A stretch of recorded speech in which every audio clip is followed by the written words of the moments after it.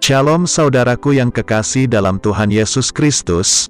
Selamat malam, salam sejahtera untuk kita semua, dimanapun saudara-saudara berada. Selamat datang kembali di Renungan Kristen malam hari ini.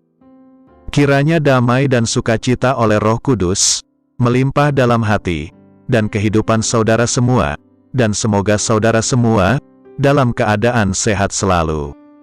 Sebelum kita mendengarkan renungan firman Tuhan, mari sama-sama kita berdoa.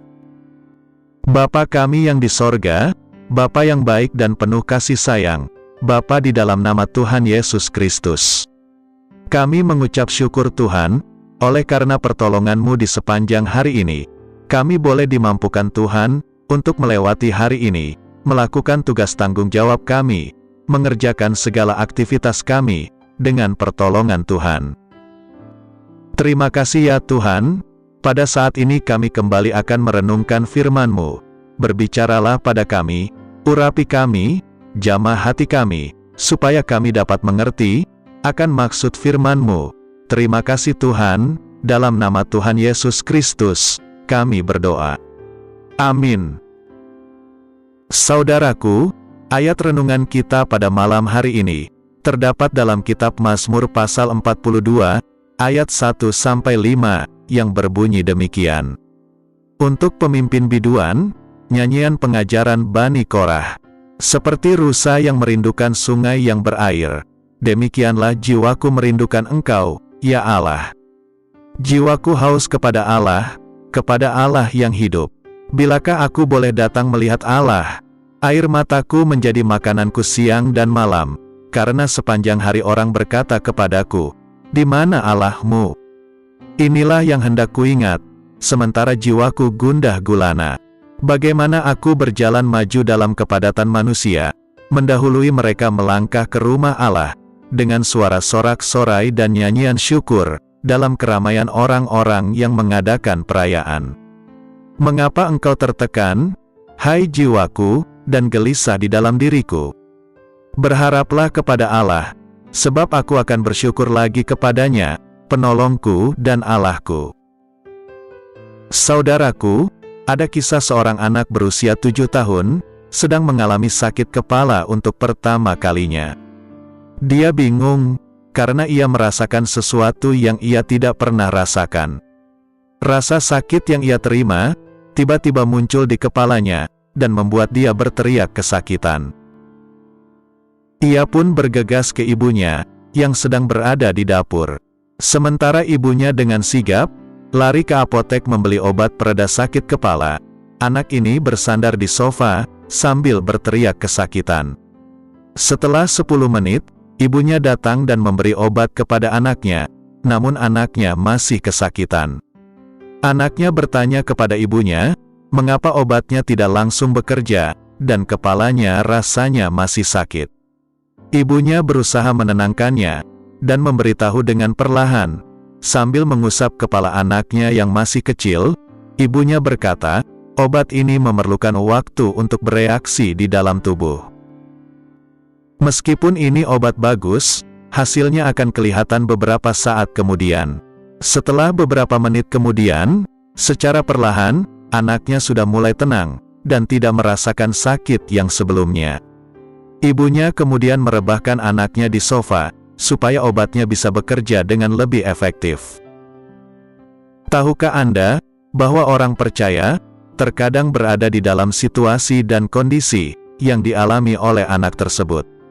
Ketika kita berada di dalam masalah dan penderitaan, hal tersebut bisa-bisa saja membuat pikiran dan hati seseorang kalut.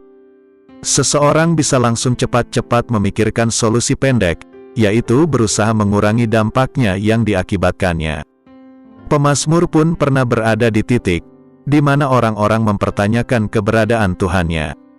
Seperti yang tertulis dalam kitab Mazmur pasal 42, ayat 4, demikian.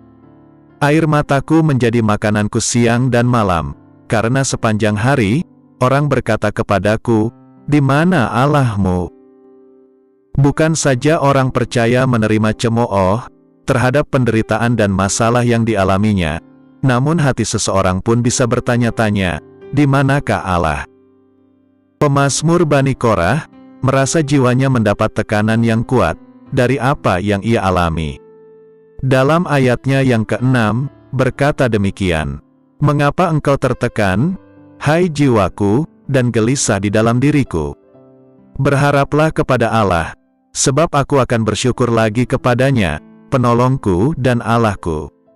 Namun, hal yang mengejutkan dari apa yang pemazmur sedang alami, ialah bahwa ia harus berharap kepada Allah. Ia yakin bahwa Tuhan itu adalah penolongnya, yang membuat jiwanya kembali terangkat dari keterpurukan.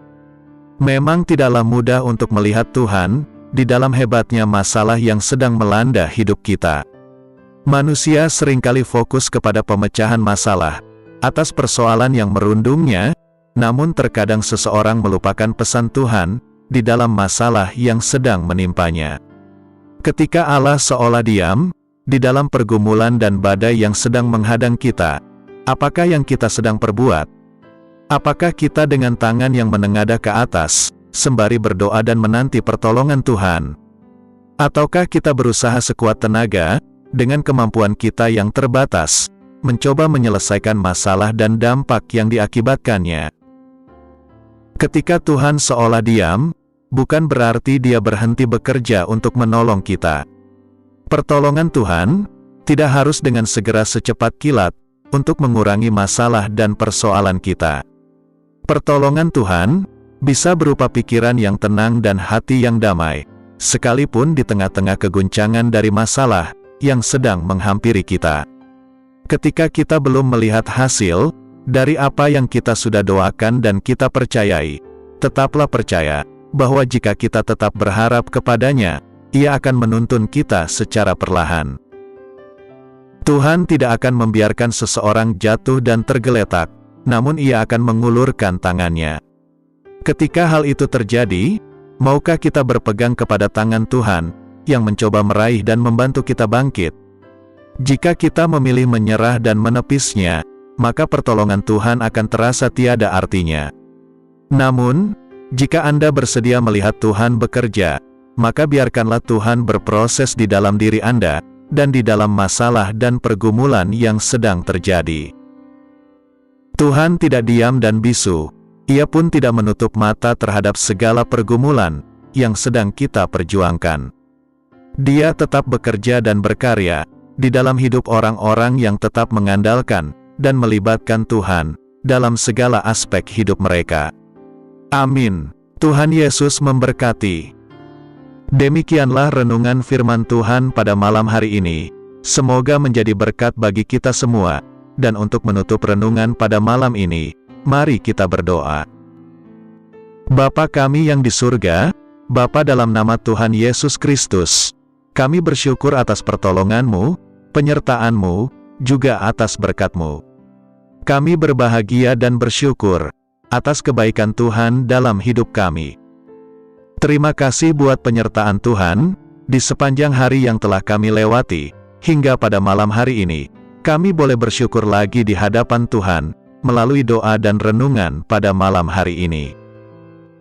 Terima kasih buat firman-Mu pada hari ini ya Tuhan, kami mau selalu belajar dan terus belajar tentang firman-Mu. Firman-Mu yang menguatkan dan meneguhkan iman kami, firman-Mu yang mengubahkan hidup kami.